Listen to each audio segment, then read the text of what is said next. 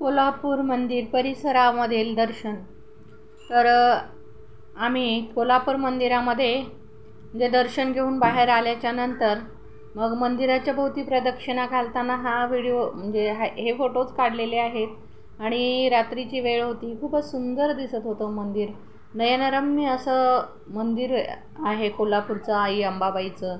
तर आज नवरात्राच्या निमित्तानं मी आज सर्व फोटोचा असं अल्बम तयार करून मी सर्व भाविकांना मंदिर परिसरातील दर्शन व्हावं हा उद्देश डोळ्यासमोर ठेवून मी हा व्हिडिओ बनवलेला आहे। कारण मंदिरामध्ये कॅमेरा अलाउड नाही आहे, त्यामुळं मंदिरातील फोटोज घेता आले नाहीत।